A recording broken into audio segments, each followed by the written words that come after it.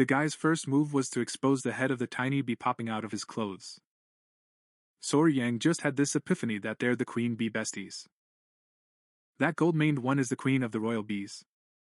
He saw there was no honey, so he decided to bring the whole honey machine instead. As soon as they heard this, everyone's circuits fried, they went pale, and sweat started pouring down their faces. The queen bee let out a cute buzz.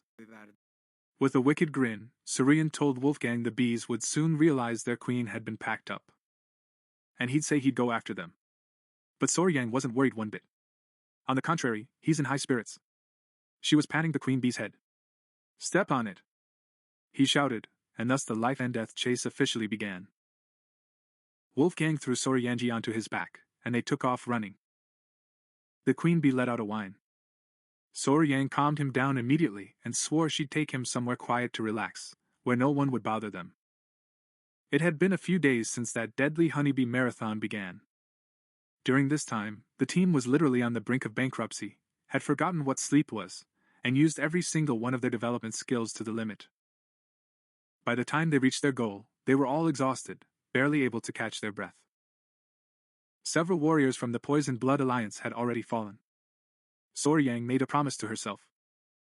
"As soon as you return, you'll master this art of departure." Just then, one of the warriors tripped and ate dirt, and another shouted, "Another one's a goner." The guy who collapsed was Huang Durian from the venomous blood sect.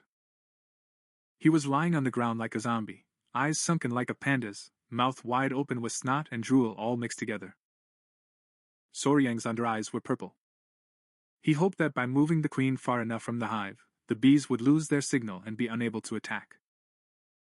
Wolfgang was starting to run out of steam. He asked if we were really going to pull this off. And Sor Yang mumbled under his breath. 3 days later, another warrior fell on his face and, with no strength left, whispered, "Forgive me, Sor Yanji." Sor Yang's mind was still on Wolfgang. Huan Yuan said he would carry Sor Yang instead. Although So Young said he'd pay for it himself, Huan Yuan, despite his exhausted state, shyly promised to take care of it. Then he got fired up and shouted that a member of the Tang Clan never throws in the towel. 2 guards were standing at the entrance to the Tang Clan's base. They noticed someone approaching and recognized their own little lady. Huan Yuan and Sor Yang walked on, clinging to each other. The guards stared in disbelief when they saw the pair's miserable state. They gathered the whole clan instantly. While asking what all the fuss was about, Muzi Yang and Chi Olsen also dropped by. When they saw the two in such a miserable state, their jaws dropped in shock. Huaya's battery seemed dead. She was totally wiped out. Chi Olsen laid her daughter in her lap and began to heal her. Of course he lost his temper and demanded an immediate explanation from Sor Yang. Sor Yang told him to calm down and explained that Huayan's energy was drained because she had been practicing her martial arts for 10 days without a break. Sor Yang was in a hurry and sent everyone off to the training grounds. Muzi Yang was staring blankly when Sor Yang pulled the queen bee out of him. And he blew the lid off the plot. The other vehicles are going to raid this place soon. So they had to bolt back to that ancient tree on the training field. Everyone's brain is fried, except for Muzi Yang. Oh, Sor Yang was having a blast with this trolling. Chi Olsen was in shock. She sent the man to bring some honey. The guy's back with the queen bee. Muzi Yang put a hand on Sor Yang's shoulder like a buddy. Yang touched his shoulder and said, "Let's go." Suddenly Muzi Yang grabbed Sor Yang, jumped into the air, and ours just screamed. Muzi Yang was like a jet. When Sor Yang shrieked again, the old man asked, "What's going on?" Sor Yang told her that the bees were coming right at them. Muzi Yang saw the herd and asked Sor Yang, "Bro, did you bring this whole crew here?" They asked. They were almost there. That's why they stepped on it. Sor Yang's body couldn't withstand this chill. But luckily, Muzi Yang held it steady, so it didn't fall apart. They finally reached the foot of that ancient tree. Sor Yang approached the tree and told something to the golden-haired queen bee. He said that this was the new home he mentioned. He gently set the queen down and said, "Not bad, huh?" They asked. The queen bee buzzed. It was as if he understood the boy. He scanned the tree and turned to Sor Yang. It was exciting, like saying, "You're absolutely right. I'm asking you, did you actually like it, man?" He wondered. Muzi Yang said we should run away because the bees are here. Clan members watched the bee colony fly over the hills. The golden-haired queen bee buzzed in her own language, calling them. The bees also headed for the tree. Mu Ziyang was stunned. He expressed his amazement, saying he'd never seen such a thing in all his years. Mission accomplished. The golden-haired queen bee was successfully captured, and a few seconds later those dog-sized bees seen drinking sugar water. After all, the exhausted bees were reviving themselves with this sweet treat. What do they say? Conversation builds with food, and true friendship starts with a single plate. They were lucky to have a setting like this. It actually worked on the white poison in this world. Sori Yang hoped this little party would calm the bees' temper a bit. Your annoyance with them. And if the bees think Soryangu is their new king or something, that would be the icing on the cake. Suddenly Soryang shrieked, thinking he'd forgotten something. Sheik Holzen and Mu Ziyang didn't buy it, of course. They gave a dirty look. And they asked what it was. He stammered and asked about Huayan. Kaiyasen, it's pretty wild that you only just remembered the girl. But he said he sent Huayan back to his mother to rest up. Kaiyasen, did you guys seriously use those flying kick skills? You mean while that army of buzzers was chasing you from the forest all the way home? He asked. Surian was wetting himself a little while saying yes. He mumbled that they barely made it. We barely got 4 hours of sleep a day. We basically sprinted the rest of the time. Muzi Yengun finally got it and asked Soryanga about the Venom Bullet crew. Sweating buckets, Surian confessed that the crew fainted somewhere by the roadside. He swore he'd go and collect them right away. Finally, the Venom Bullet crew was sent back to their families safe and sound. Back in Huayan's room, the lady was awake and alert enough to sit up straight. Surian was also right by your side. Huayan, that golden yellow is delightful. She said the bumblebees are coming too. Soryang also revealed that the bees are currently gathering nectar from the toxic herbs on Mount Tankalani. Huayan loved this and said how cute they are. Suddenly, someone burst in, panicking and shouting, Soryang! The incoming sheriff said he had to rush out immediately. Soryanga said there was something wrong with those golden-furred bees. The animals were circling around as if looking for something. Soryang and Huayan rushed out instantly to see what was happening. Bees were scattering everywhere. The place was like a fairground. Until she saw Soryangu and pounced on him. Suddenly, they started tugging at his shirt. What is going on with Soryang's meaningless actions? It was in style. The tugging was so violent that his feet left the ground, and Huayan was stunned to see Soryangan being swept away by a swarm of bees. Soryang, with her legs straight and arms out in a T-shape, looked like a scene straight out of a comedy. Finally, the bees dropped him on the ground with a plop. Soryang asked them why there was so much fuss around the hives. He thought something was going terribly wrong. Bees. He got the message after I nudged him. They wanted him to come in. Looking around, he saw they'd already finished part of the hive and realized they were pushing hard to collect honey. Then he saw a bee approaching. That was the queen bee. Surian immediately reached out her hands. He was catcalling the queen bee, saying, Hey sis, want a ride? The other bees were stuck on him, so he couldn't move. And someone came over and was pinching your cheeks. The queen looked at the bee. The lady looked both noble and incredibly sweet. The author really nailed it on this one. The queen bee closed her eyes and headed for Suryangan's lips. Our guy had a panic attack, but the queen bee shut him up. He literally plastered himself to her lips. He felt something put in his mouth and swallowed it reflexively. The other bees paused instantly. They stopped clinging to her, and the queen bee finished the kiss. Soryang turned bead red with shame and yelled at the queen bee. She chided me, saying it was her first kiss and asking what I thought I was doing. Then Soryang realized something had gone horribly wrong. He just collapsed on the ground. He was in unbearable pain. Only one question in his mind. What did the queen bee give me to drink? From his perspective, the queen bee had a mysterious vibe on her face. Giant bees were watching Suryangan wallowing in the dirt. A reddish aura spread over his body, like hellfire. With this discomfort, a nasty itch started somewhere inside. This feeling took him over. He was foaming at the mouth and nose, grinding his teeth, and sweating like crazy. Despite the intense heat, his heart was racing like a gallop. It was like it caught fire.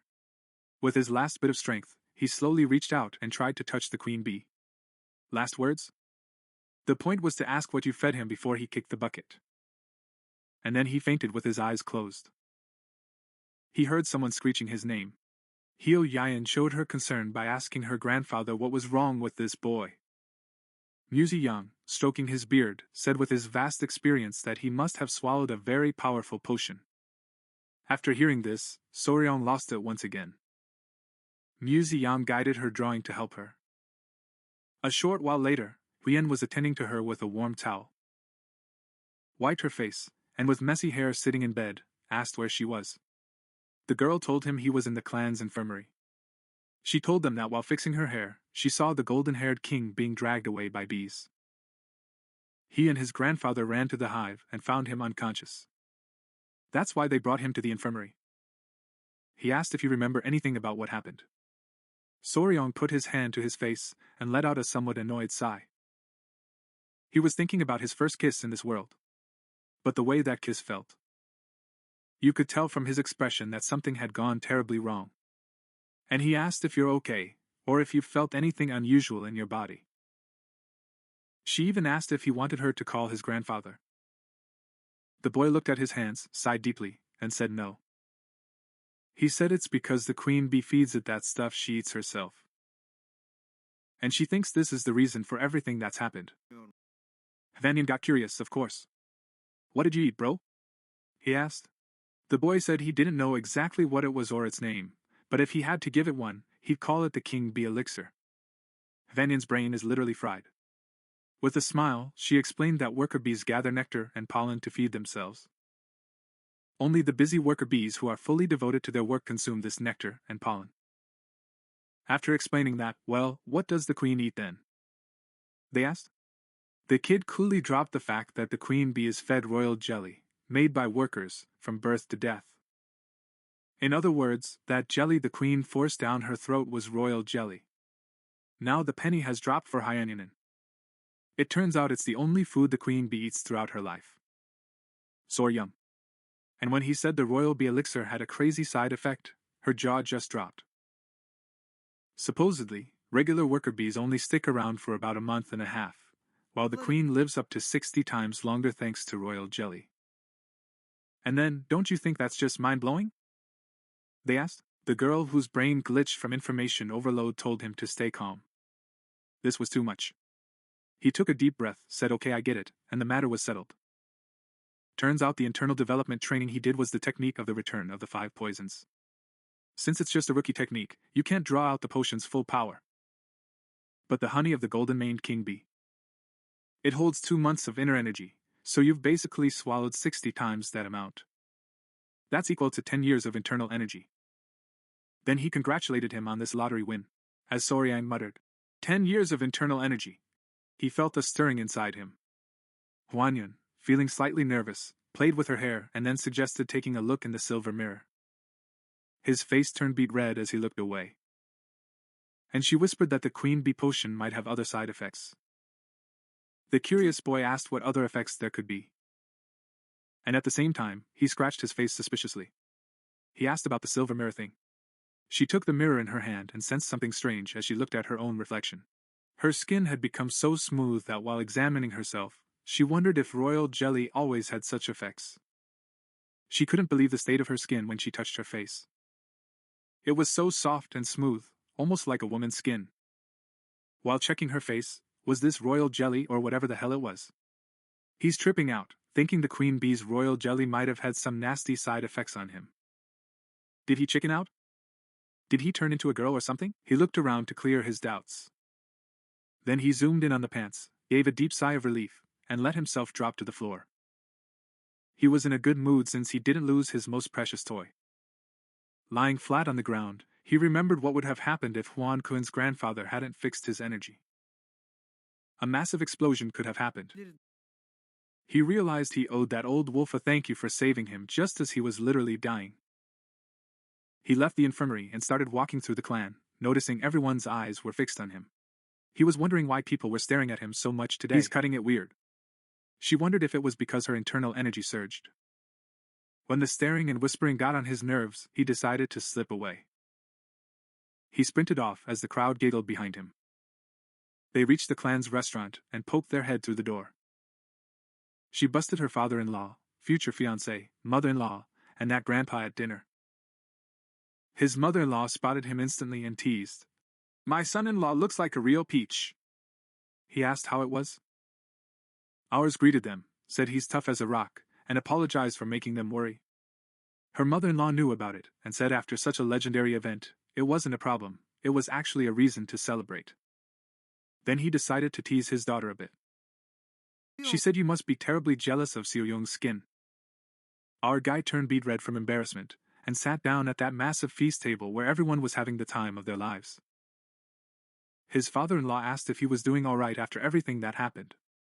He confirmed he's okay and apologized again for making a mess.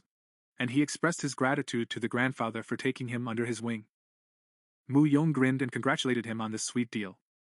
Seeing the curiosity on everyone's faces, his father-in-law asked him to explain what the hell was going on. Wong said he heard a bit about the queen bee's potion, but he's curious about the whole story.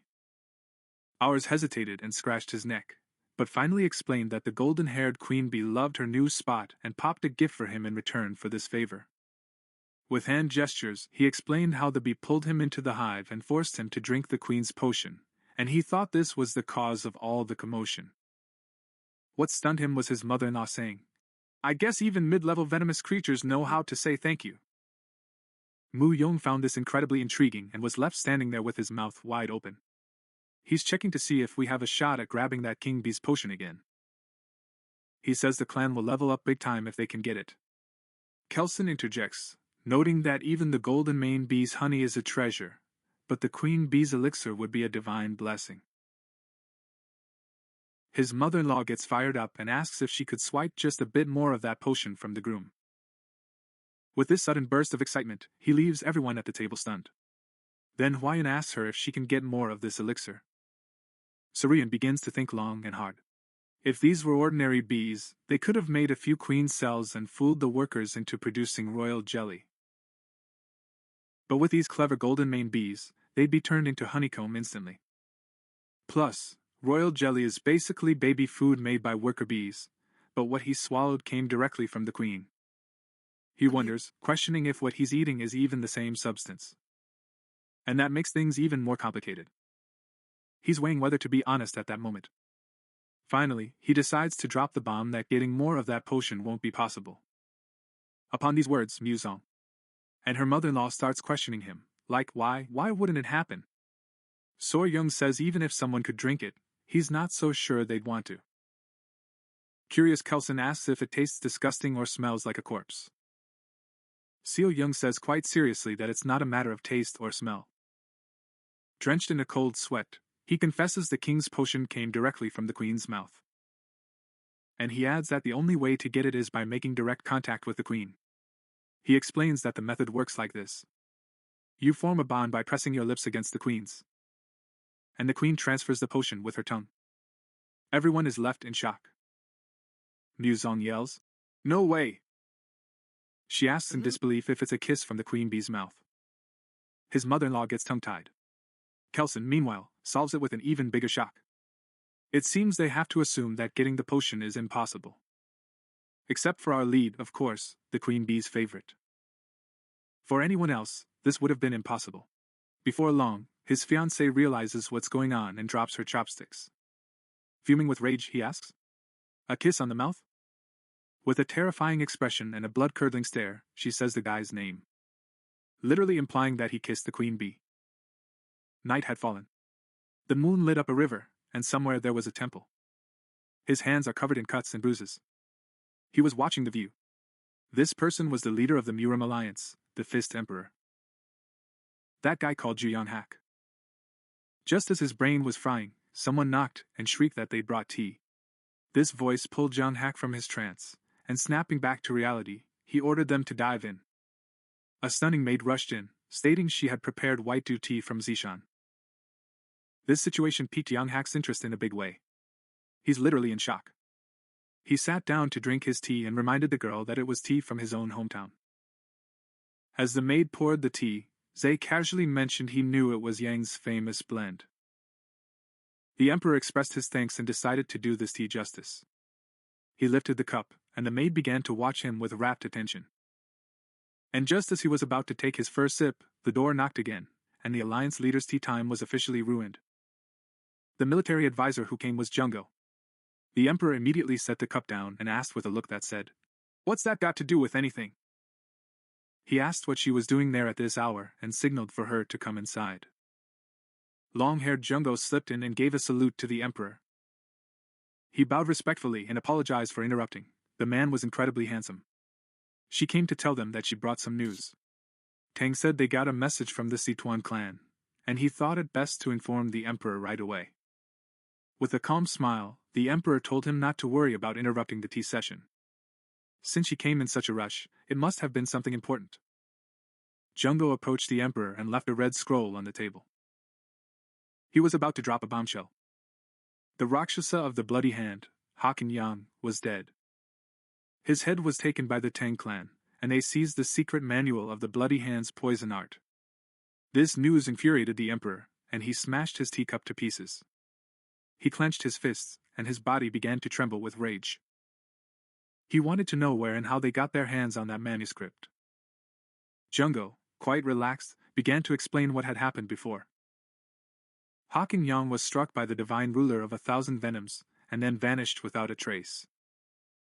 And after that, it was said he went to Hainan Island to live in seclusion. With an eager smile, she whispered to the Emperor that there was a much more intriguing story than this. Word was, a young warrior and his creatures finished them off. Hakan Yangi. The Emperor was utterly stunned, for he had never seen or heard of anyone who could control venomous creatures before. As he told Jungo, sitting before the Emperor, many strange stories, he was sure this one would leave even the chief listening in awe. She was just about to open her mouth and let it out when the servant nearby started glaring at her with laser eyes. The guy literally had the aura of a soul sucker. In the Sichuan Tang Clan leader's hall, the whole crew, including Soryong, was gathered around the table. Huan Yuan's mother and the big boss were there too. One of the elders asked out of the blue. The other elder immediately snapped, asking if it was true that there were rats among us selling information to others. He couldn't believe people like them were dragging the clan's name through the mud. Soryong started to whisper a bit. He was shocked because no one dared to snap at his father-in-law. Huan Yuan smirked and replied, "It's normal, bro, don't worry about it." The clan leader knew some punks dared to tarnish the clan's name. The elders in the other branches of the clan were also furious. After all, they were all relatives. He already wanted this matter investigated to the fullest. He was planning to raid Yingchuan himself. One of the elders, overcome by curiosity, reached out and asked what poison the chief would use. Reese also started to explain with a quite relaxed attitude. First, the soul-melting poison, then the blood-boiling poison, and finally, they'll apply the gut-rotting poison. His eyes were literally glowing with evil. They will suffer such agony that their blood will boil and their internal organs will melt and pour out. And as their souls slip away, he'll finish them off with the 7-step soul-trapping venom. Soryong's brain was fried, because this method was a total hitman fantasy. The guy literally prepared a poison cocktail. The chief decided to set off immediately.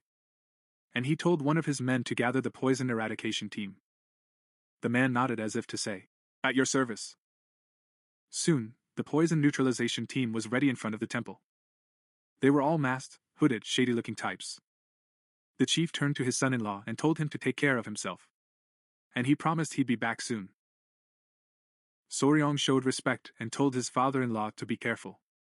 The boss got a bit confused, but he shut them down by saying the real posers better watch out. Kelson and the Toxin squad are on their way to show those bastards what's coming to them. Pointing his finger at the group led by Soryong, he asked, "Are these the ones from the poison extermination squad?" They asked. It was the first time he had seen them since he arrived here. Huan Yuan smirked and said, "Exactly, buddy," then added, "They deal with some pretty dirty business." She said their main duty was to eliminate people, which is why they're known as the Poison Eradication Unit. Our boy's in shock. Can you really call this hard work? She was wondering. While they were distracted, someone coughed. The visitors were the old wolves of the Tang Clan. Soryong and Huan Yun saluted them with respect. The elders asked if he had come across the opportunity of a lifetime. Soryong nodded, a question stuck in his mind. He didn't know if these men were after the milk of golden-haired queen bees. The reality was a bit different. The elders were a bit nervous because they came to ask him for a favor. Soryong asked curiously what they wanted. By chance, he asked if this favor was about the royal bees. The elders got even more tense and refused because they had no reason to ask such a thing. Soryong's curiosity grew even more. The elders began to shrink in shame. One of them approached our boy and asked him to lean in. The old man whispered, asking Soryong if he remembered the cockroach medicine.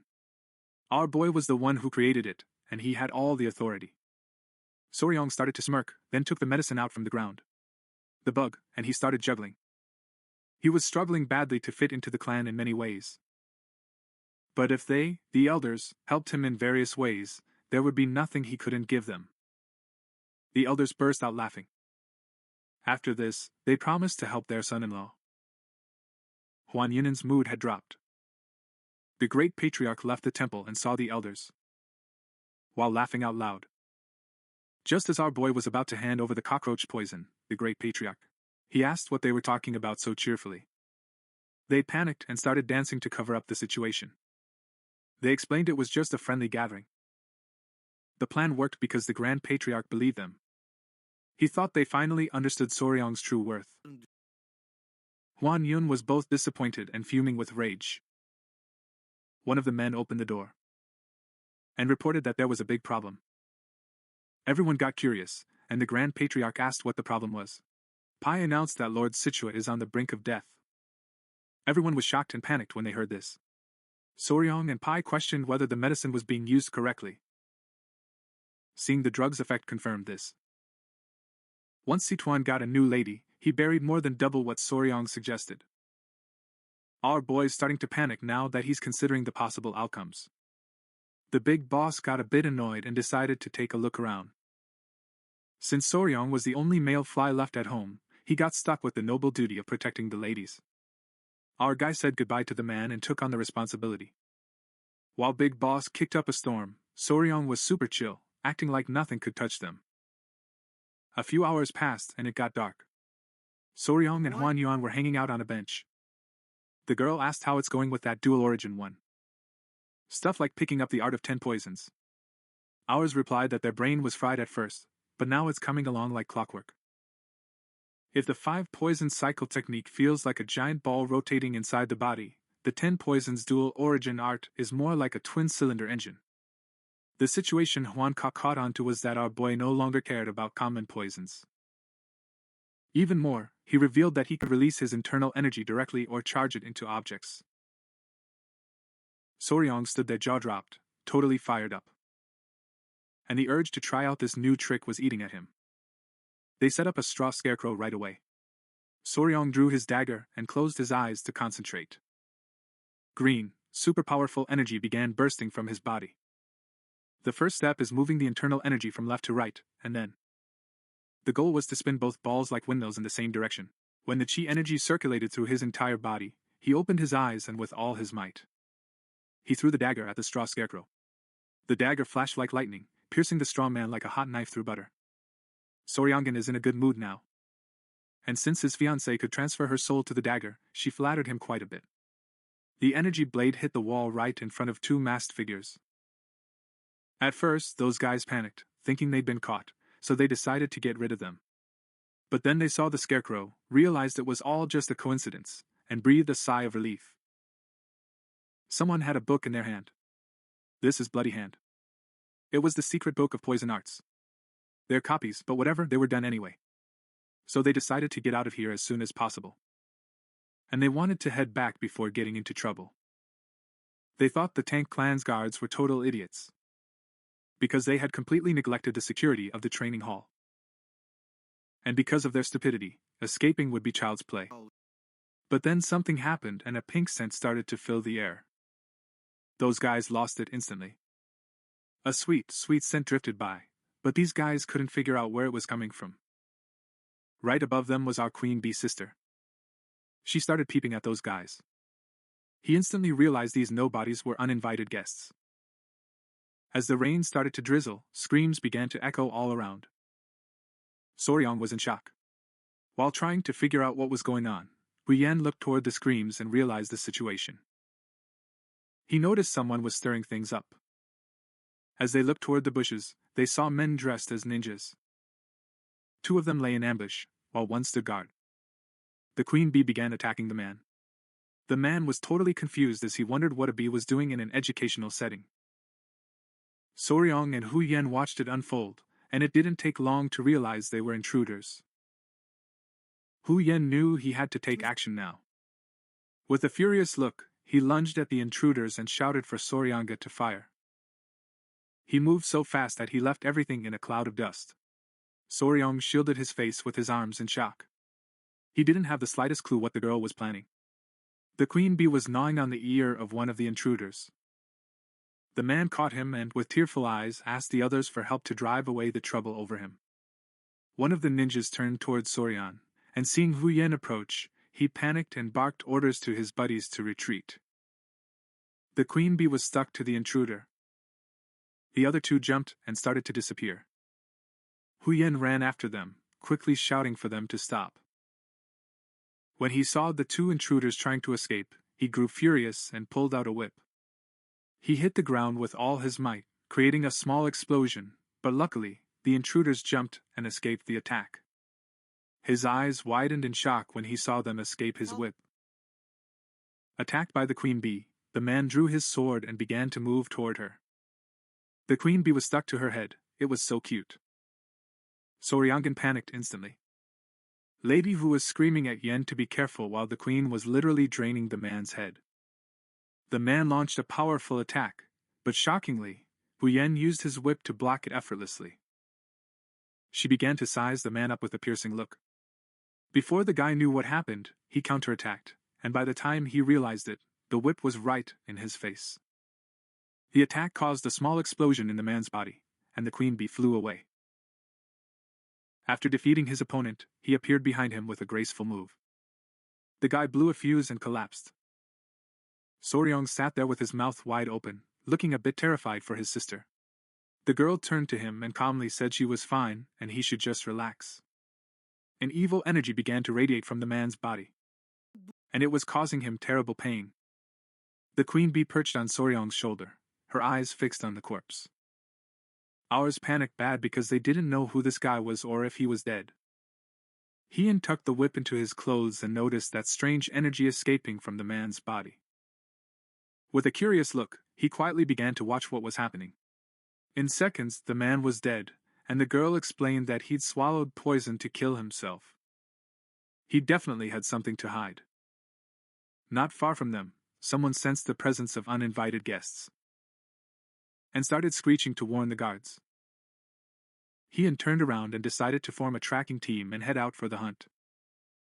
Our boy's sweat glands are working overtime. He was a bit caught off guard by her attitude. He wanted Goopy to come along with them. The leader of that poison blood union. It was night and the forest was lit with torches. Soryang, Goopy, and some other clan members were chasing intruders through the forest. Leading the way, Goopy knew they couldn't have escaped very far. With a determined look, he made it clear they had to catch them at all costs. The others didn't seem tired, but Soryang was completely drained. He started to sweat and focused on using his famous twin-cylinder engine. When he did that, he slammed the ground so hard he shattered it. His body was buried in the ground, and he started screaming like a madman. That's why little centipedes fell out of his clothes. Goopy turned around and asked if she was okay with a confused look. Soryang had opened a massive hole in the ground. Goopy and the others stopped chasing the intruders and rushed to the hole to help Soryang. With their help, he got out of the hole and thanked them. Because he thought he was officially GG. He turned his head back and something caught his eye. Beneath him, a swarm of green snakes stared up at him. When Soryang realized it was a den of snakes, he began to sweat and tremble with fear.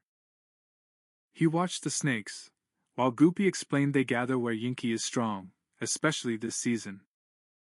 They were abnormally aggressive.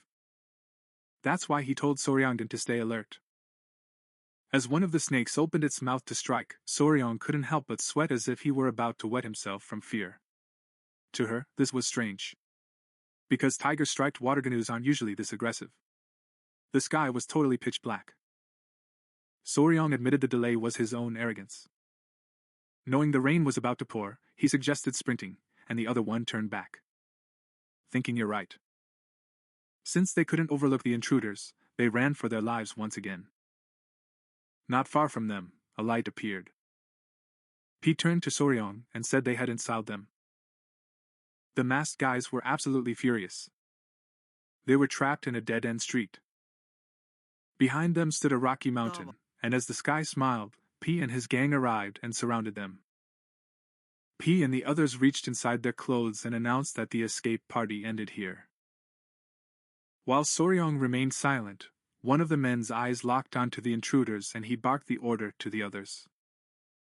Tighten the circle. Members of the Poison Blood Union drew their kunai, and seeing this, the masked guys drew their guns. While the Venomous Blood Union marched upon them ready to strike, the swordsmen advanced toward them. Two men threw kunai, but one of the ninjas deflected them with his dagger. That man attacked with all his might, his sword and the ninja's daggers clashing together. They got pissed when they saw how ripped this guy is.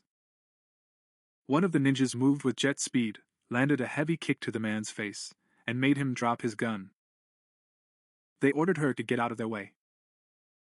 Seeing this, the member of the Poison Blood Alliance was officially panicking. While the ninjas were distracted, something started rushing toward them at full speed. This is Piety. He tried to make a surprise attack. This there is also AB. But the ninja instantly crouched down to dodge the attack. P quietly started eyeing the surroundings. Ninja was hopping back bit by bit to retreat. But P triggered her triple Seerage massacre skill and hurled her kunai at the ninja. Kuni began to glide. It flew toward the ninja and then exploded, splitting into 3 kunai. Seeing this, the ninja's jaw dropped. Luckily, she parried 2 of the daggers. But one stuck in his shoulder and hurt him badly. He covered his wound with his hand. P started approaching him, calling him a lucky bastard. 2 of the ninjas have already been cleared. Only one remained standing. But it was badly damaged. P and his minions started rushing toward them. That brat should be glad he got away with it. It turns out the rain diluted the poison on Nin's kunai. It's literally become a joke. As P shot deadly glares at the ninja, a burst of laughter erupted from somewhere. The whole mood just turned silly. Seeing so many pathetic bugs gathered together completely blindsided P and the team. They didn't know what hit them. He immediately raised his guard and gave a serious look as if to say, "Who the hell are you?" Right then, someone literally bungee jumped off the top of the Rocky Mountains without a parachute. It landed right in front of the ninja. It tore the ground to pieces. The one who came was a shady old man with a beard and a sinister smile. The guys started cutting down Soryong and the others like he's their Grim Reaper. When Nin felt that uncanny aura, he started panicking. He realized the guy was a fearsome martial artist, and immediately signaled his crew to get ready to bolt. The old geezer's body began to emit a malevolent energy. It was literally radiating. He stood up and walked toward them with a nasty grin. "Let's see, did you bring the materials for ninja?" he asked. In response, the ninja closed his eyes and took out the book hidden under his clothes. He explained it's not the original, but a knockoff recorded by the Tang Clan. This caught Soryong's radar and left the guy in a bit of a shock. His eyes widened as he recalled his grandfather telling him this book was a trouble magnet, a thing only the wrong crowd messed with. His entire focus locked onto the book, and it didn't take long for the penny to drop. He realized this was a copy of that cursed book his grandfather read while they were packing up the body of one of the last ninjas. Sitting beside him, Soryong whispered to Pai that the book was a copy of the Blood Hand Poison Art Secret Manual. Light flashed in Nin's mind. His eyes turned bloodshot with rage, and he ground his teeth.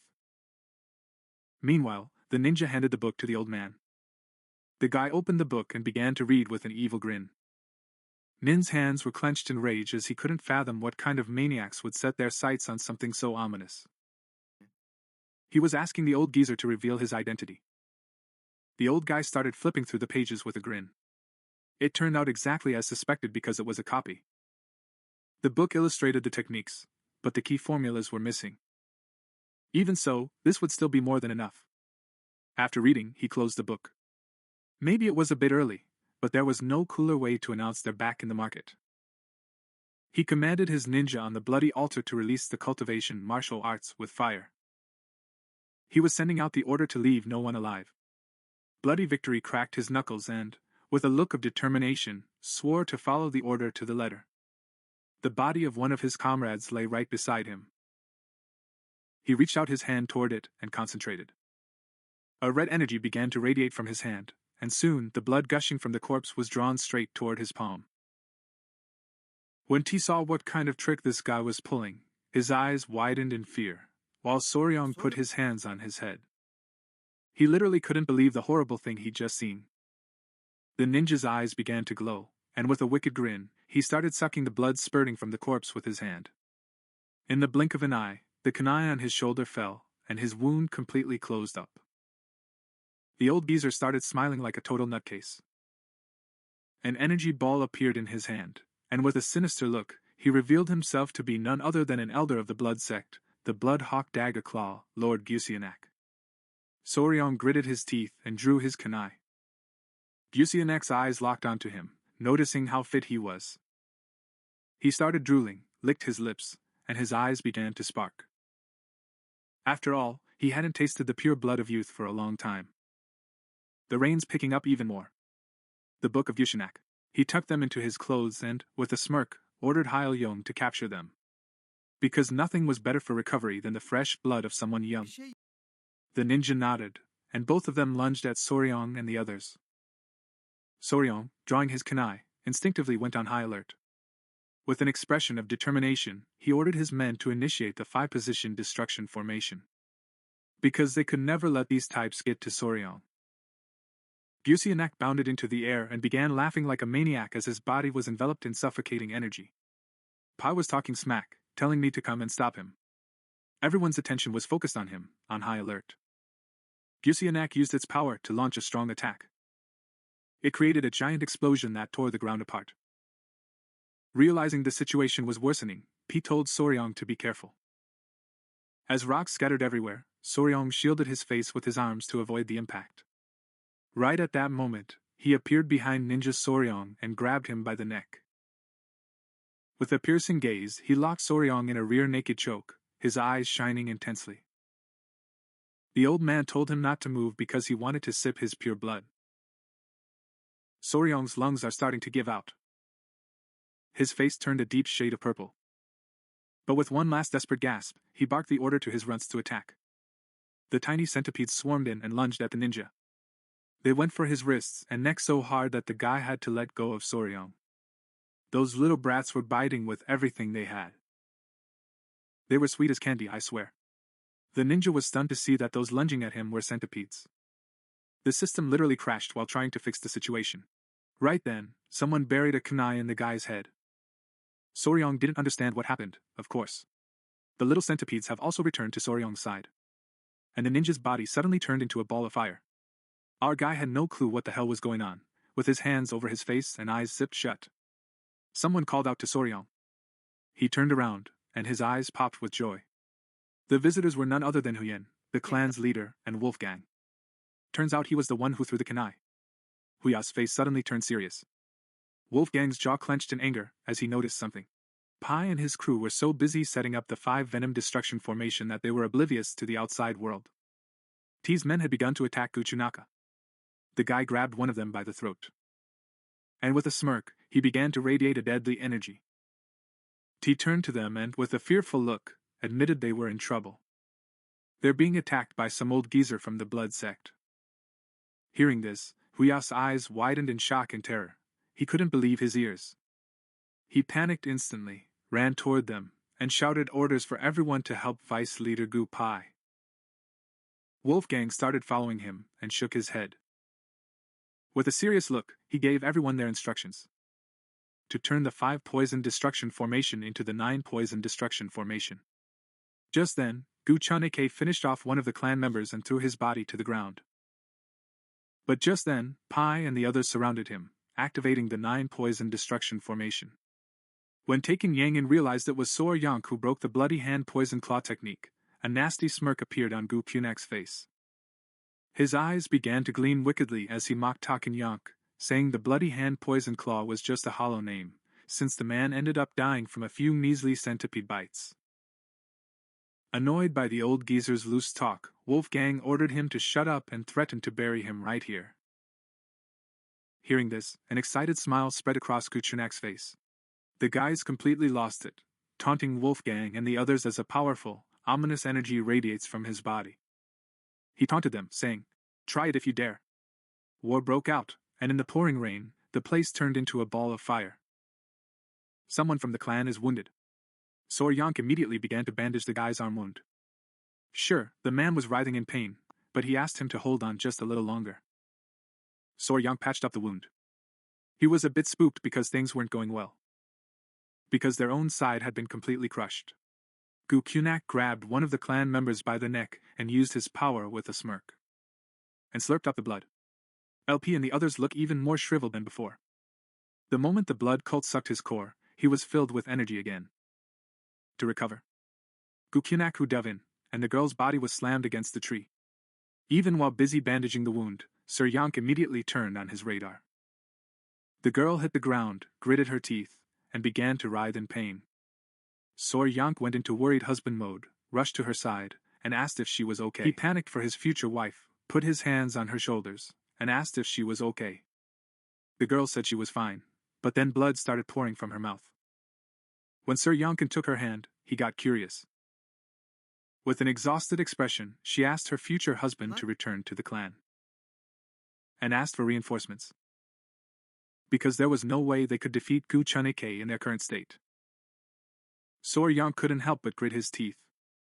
And because he knew the girl was right, he hit the roof. Gu Chunak attacked again and drained the blood of another clan member.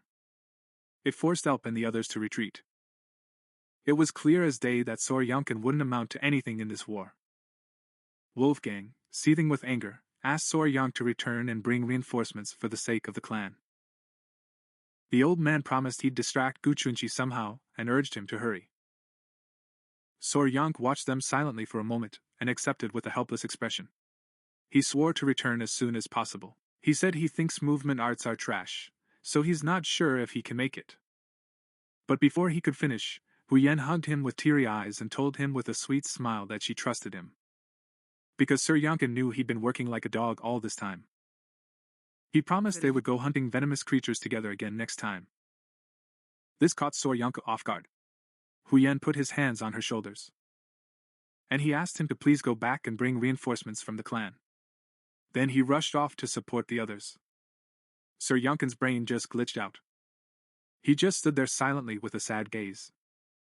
This situation annoyed him so much that he decided to turn back and hightailed it out of there. He was running towards the girl in the pouring rain. He was out of breath, and every step felt heavier than the last. Sor Yonk slammed to the ground, and at that moment, a swarm of centipedes burst from his clothes. These tiny creatures were literally cheering me on, telling me to get up and not give up. So he pulled himself together and started loving one of those centipedes. The situation was extremely strange because even if he pushed his fastest movement technique to the limit, the journey would still take nearly half a day. What's more, most of the clan's experts were missing. Even if they wanted to call for backup, they wouldn't have made it in time. The rain had become even more intense.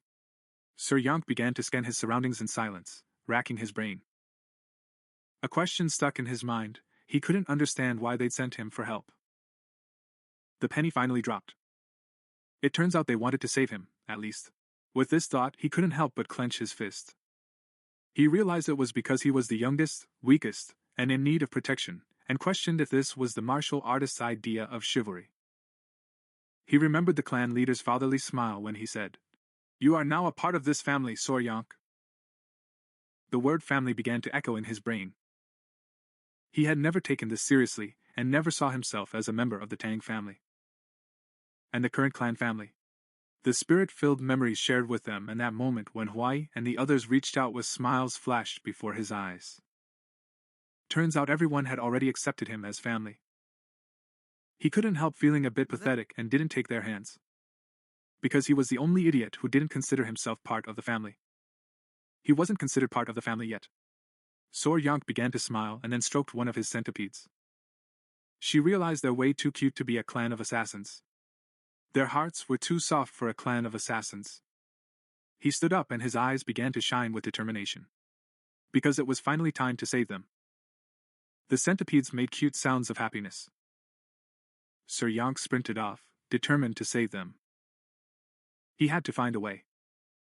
Kantarakata members could literally store energy, and the forest was full of toxic creatures. Like snakes, frogs, and poisonous plants. Sir Yonk kept running and suddenly paused. Right in front of him was a snake nest. He began to observe silently and devise a plan. The snake pit was swarming with venomous snakes, staring intensely as if to say, "What are you looking at?" Smelling the creatures, one of the centipedes instantly went into a frenzy. Sir Yonk also grinned, trying to calm the kid down. "Sir Yonk, calm down, buddy, I've got this," he said, comforting him. Then she took the babies off her and put them on the ground. One was sleeping soundly, and the other two were bawling. Without wasting another moment, Sir Yonk sprinted past the centipedes toward the snake's den and dove inside without a second thought, drawing the attention of every snake. He had a smirk on his face as if to say, "Come and get me." He was ready, he was crazy, and he had to handle this his own way. Locals call these vibrant snakes coral snakes. They look super cute, but they were actually deadly poisonous. It's a total scam. Sir Yonk glided into the snake's nest, and in seconds, dozens of venomous reptiles coiled around his body and began gnawing at his arms and legs. Unlike snakes that show off with front fangs, their venomous teeth were in a sneakier spot, back by the molars. This made it harder for them to pump the venom. But in terms of venom potency, these were the king cobras of land snakes in East Asia. Sir Yonk started sweating, and with a grin he told the snakes, "Bite harder, damn it! Pumping me up like that. This kid's crazy." One of the snakes latched onto his hand. He fixed his gaze there and gnashed his teeth in pain. It seems the venom of these snakes was even worse than the Karamanman's.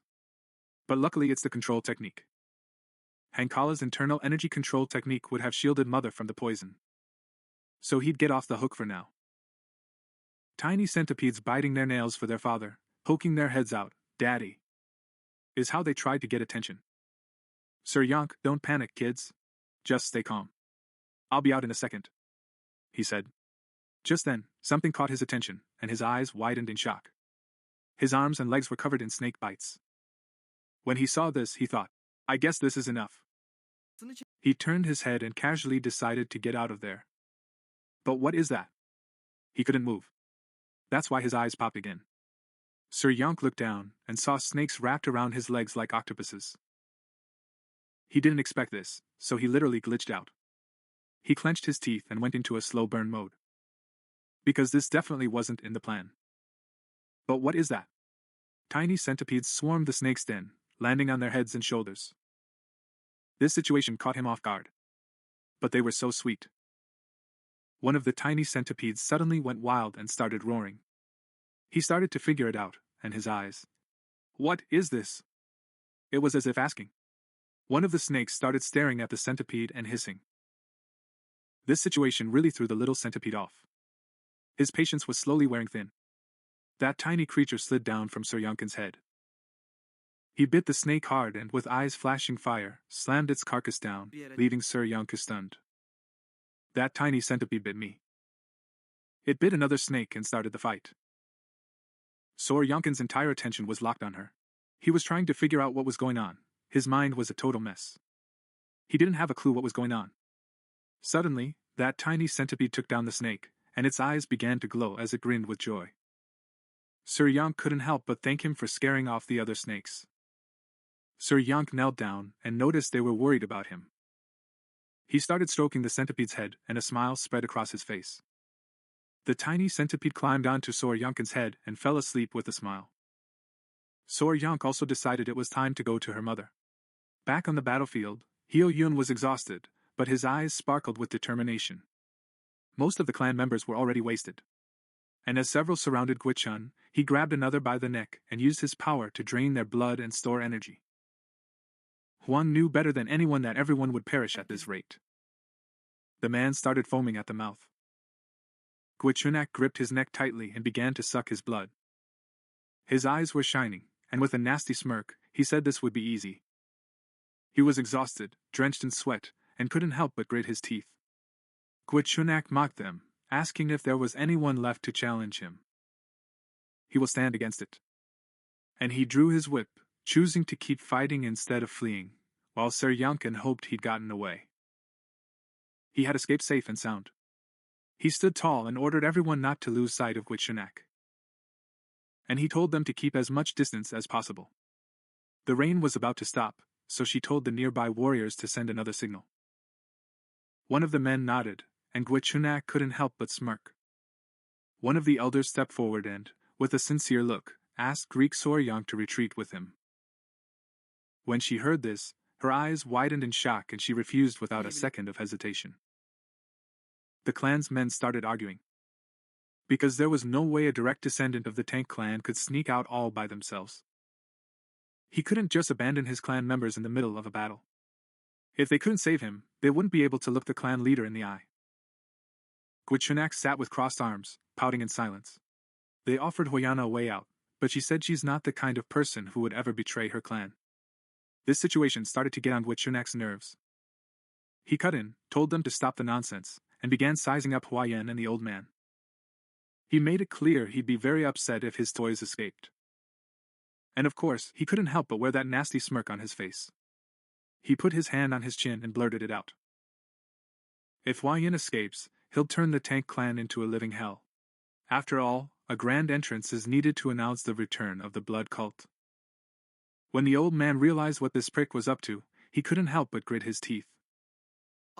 He clenched his teeth when he realized she had no intention of letting any of them go. Hearing this, Huayan grit her teeth and reached for her whip. Gwichunak swore that even if everyone dies in this fight, he'll at least rip off one of his arms. The others nodded along, all fired up. His gaze was locked on Gwichuna. He just smirked at the situation, but right then, a voice rose from behind them and cut in. Just like he said, this clan never betrays its own comrades. With those words, everyone's heads turned back to the game. Huaya's jaw literally dropped. His eyes popped out of their sockets. The person walking toward them with a grin of exploding self-confidence was none other than Soryang. The old man was speechless. But Huaya grew suspicious. Soryang couldn't figure out why it kept backfiring. Soryang began peeling off those bratty centipedes stuck to his body one by one. He closed his eyes and said, "You guys just hang out here." Then he shouted once more that the Tang clan never gives up and never betrays a comrade. Then he tore his clothes off, and fire literally started shooting from his eyes. He announced to everyone that he was also a part of that Tang clan. He grabbed his kunai and lunged at Gwichunak. Seeing this, a wide, gleeful grin spread across Gwichunak's face. Huaya's heart sank, and she shouted to Soryang, "Don't do it!" Gwichunak has entered attack mode. He had spared his life, but this brat came back on his own. He thought to himself that Soryang was a total idiot. Huaya's blood ran cold as Soryang lunged at her for the attack. Because Gwichunak grabbed Soryang by the throat as if he were catching a fly. His eyes began to gleam with a sickly pleasure. He reached out his hand in Soryang's.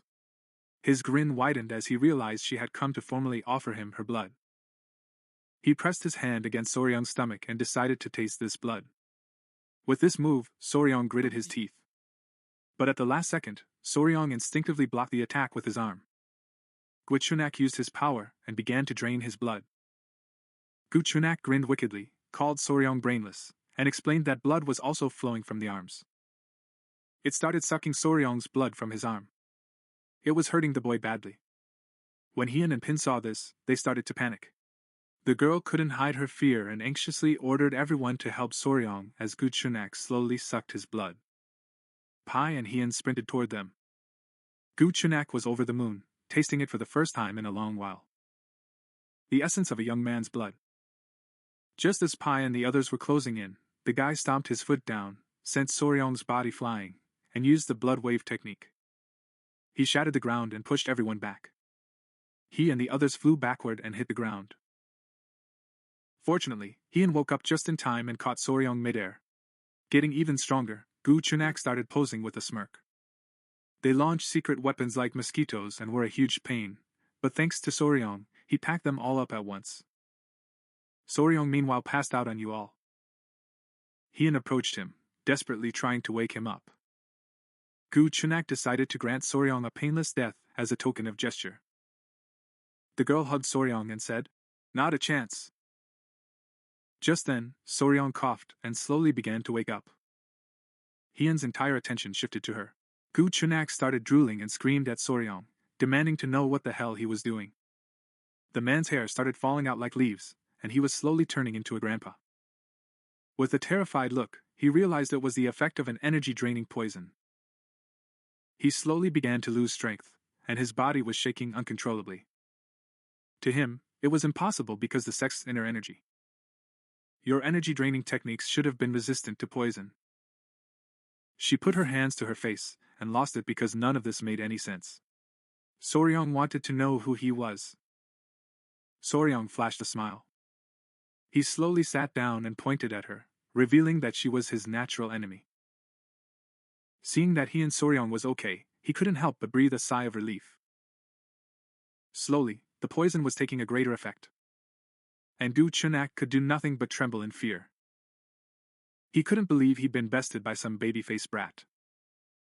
Soryong's charge was running low, and with his last strength, he cast a weary look at Heian. He whispered something to her. This event caused Huya's eyes to widen in shock, leaving him completely stunned.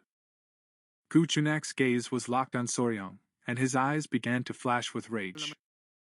Not knowing what Soryong was up to, he involuntarily gritted his teeth and began to break a sweat. He didn't know what he was doing to his body. Ever since he let Soryongin's blood flow through his body, he had been in a terrible panic.